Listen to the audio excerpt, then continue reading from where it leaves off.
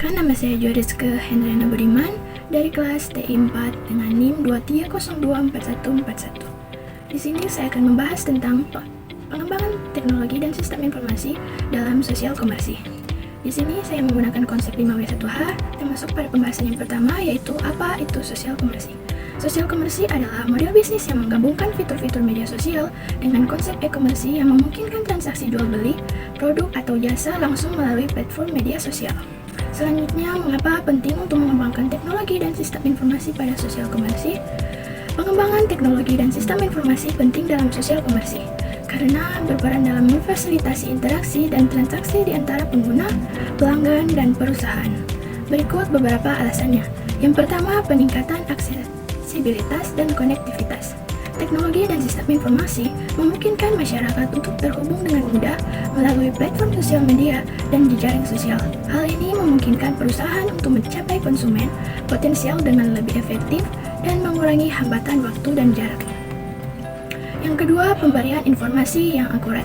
Sistem informasi yang canggih dapat menyediakan informasi akurat dan terkini tentang produk, harga, ulasan, dan rekomendasi kepada pengguna. Hal ini membantu meningkatkan kepercayaan konsumen dan membantu memudahkan mereka dalam mengambil keputusan pembelian. Yang ketiga, personalisasi dan pengalaman pengguna yang ditingkatkan. Teknologi dan sistem informasi dapat melakukan analisis data pengguna untuk memahami preferensi mereka.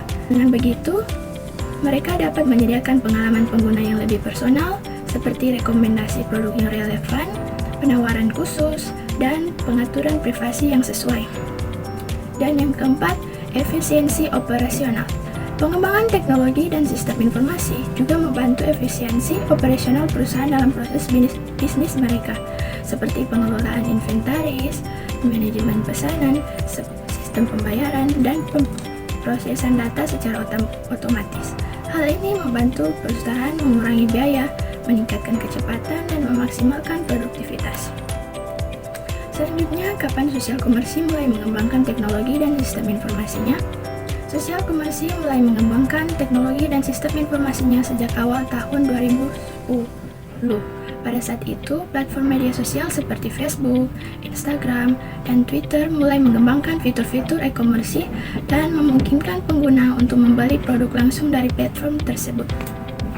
Perkembangan teknologi dan sosial komersi melibatkan pengembangan sistem pembayaran online yang sama, yang aman, fitur belanja yang terintegrasi dengan postingan dan iklan pada media sosial, serta analisis data untuk membantu pengguna mendapatkan rekomendasi produk yang sesuai dengan minat mereka.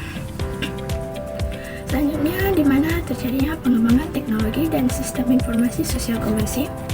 Pengembangan teknologi dan sistem informasi sosial komersi dapat terjadi di berbagai tempat di seluruh dunia. Namun, berikut beberapa kawasan yang memimpin dalam hal ini adalah: yang pertama, Amerika Serikat. Silicon Valley di California adalah pusat inovasi teknologi yang terkenal di Amerika Serikat. Perusahaan-perusahaan besar seperti Facebook, Twitter, dan Google berkembang di sini. Mereka memiliki kemampuan untuk mengembangkan teknologi dan sistem informasi sosial komersi yang terbaru. Yang kedua, Tiongkok. Tiongkok telah menjadi salah satu pasar terbesar untuk sosial komersi. Perusahaan-perusahaan seperti Alibaba dan Tencent telah mengembangkan platform yang sukses seperti Taobao, Tmall, dan WeChat yang mengintegrasikan fitur-fitur sosial dan perdagangan elektronik. Yang ketiga, Eropa. Beberapa negara di Eropa juga memiliki pusat inovasi dalam sosial komersi. Misalnya, Berlin, Jerman merupakan pusat teknologi yang berkembang pesat, sedangkan Stockholm, Swedia dikenal sebagai ibu kota startup. Selanjutnya, siapa saja yang terlibat dalam pengembangan teknologi dan sistem informasi pada sosial komersi? Pengembangan teknologi dan sistem informasi dalam sosial komersi melibatkan berbagai pihak. Yang pertama, pengembang perangkat lunak. Para insinyur dan pengembang perangkat lunak bertanggung jawab untuk merancang, mengembangkan, dan memelihara platform sosial komersi. Mereka mengembangkan sistem informasi yang meliputi infrastruktur teknologi, antarmuka pengguna, algoritma pencocokan, analisis data, dan fitur-fitur lainnya. Yang kedua, ahli pemasaran digital. Ahli pemasaran digital bekerja sama dengan pengembang teknologi untuk mengoptimalkan pengalaman pengguna, memperluas jangkauan produk, meningkatkan penjualan, dan membangun strategi pemasaran yang efektif. Mereka menggunakan data yang dikumpulkan melalui sistem informasi untuk melacak, menganalisis, dan memahami preferensi konsumen. Yang ketiga, analisis data. Para ahli analisis data memiliki peran penting dalam pengembangan sosial komersi. Mereka menggunakan teknik analisis data untuk mengidentifikasi tren, menginterpretasikan pola belanja pengguna, dan membuat rekomendasi untuk meningkatkan pengalaman konsumen dan mengoptimalkan penjualan. Yang keempat, tim layanan pelanggan. Tim layanan pelanggan bertanggung jawab memastikan kepuasan konsumen dan menangani masalah yang muncul di platform sosial komersi. Mereka menggunakan sistem informasi untuk memberikan dukungan dan membantu pengguna dalam memecahkan masalah. Yang kelima, pengguna dan pelanggan. Pengguna atau pelanggan yang menggunakan platform sosial komersi juga berperan dalam pengembangan teknologi dan sistem informasi ini. Melalui umpan balik, tinjauan produk, dan perilaku pembelian mereka, pengguna membantu pengembang untuk meningkatkan pengalaman pengguna dan mengembangkan fitur tambahan. Selanjutnya, bagaimana pengembangan teknologi dan sistem informasi dapat meningkatkan efisiensi dan efektivitas sosial komersi.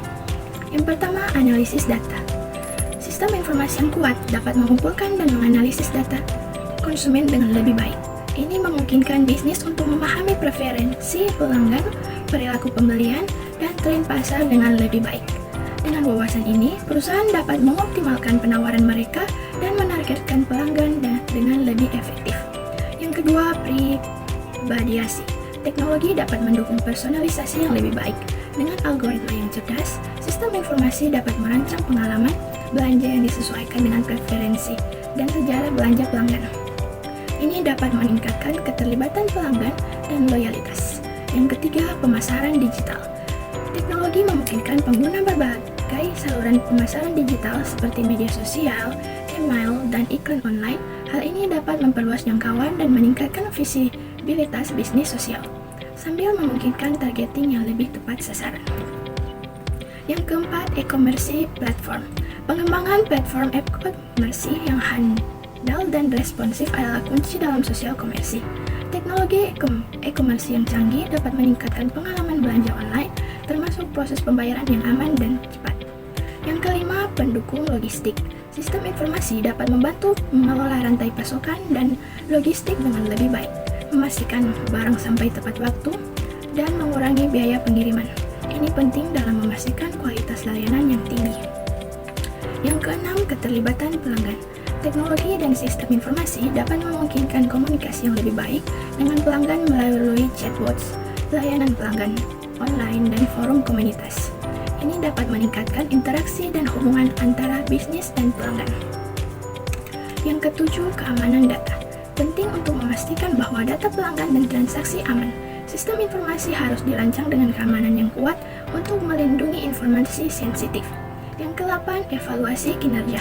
Teknologi dapat membantu dalam melacak dan mengevaluasi kinerja bisnis sosial komersi. Ini memungkinkan perusahaan untuk mengidentifikasi area yang perlu ditingkatkan dan mengambil tindakan yang sesuai. Dan yang kesembilan, integrasi media sosial. Sistem informasi dapat membantu dalam mengintegrasikan platform media sosial ke dalam strategi sosial komersi, memungkinkan pembagian produk, ulasan, dan rekomendasi pelanggan secara lebih efektif. Keuntungan dan kerugian adanya sosial komersi. Yang pertama, keuntungan. Keuntungan yang bisa didapatkan yaitu yang pertama, akses pasar yang lebih luas. Yang kedua, targeting yang lebih efektif. Yang ketiga, aktivitas berbagi yang tinggi. Yang keempat, keterlibatan dan interaksi pelanggan yang lebih baik. Dan ada pun kerugiannya. Yang pertama, kepercayaan, loyalitas pelanggan dan memberikan umpan balan dan penipuan. Yang kedua, keterbatasan fungsionalitas. Yang ketiga, kecepatan dan pengiriman. Yang keempat, tumpang tindih kompetisi. Di sini ada contoh sosial komersi. Saya mengambil satu contoh yaitu Facebook Shops atau bisa dikenal juga Facebook Marketplace. Facebook Shops yang diluncurkan pada tahun 2020 memungkinkan bisnis untuk membuat toko online gratis di Facebook dan Instagram. Dengan fitur ini, pelanggan bisa melihat katalog produk, menyimpan produk yang mereka sukai, dan bahkan melakukan pembelian langsung dari platform tanpa harus mengunjungi website eksternal. Dengan integrasi chat seperti Messenger atau WhatsApp, pelanggan juga bisa berkomunikasi langsung dengan penjual untuk bertanya atau dukungan. Contoh sosial komersi lainnya yaitu Instagram Shopping dan TikTok Shop. Kesimpulan dari video ini yaitu pengembangan teknologi dan sistem informasi pada sosial komersi adalah langkah penting untuk mencapai kesuksesan dalam dunia bisnis yang semakin digital. Dengan memahami konsep dan tantangan yang ada, bisnis dapat membuat strategi yang efektif untuk memanfaatkan potensi sosial komersi. Mohon maaf jika ada kesalahan kata. Sekian dan terima kasih.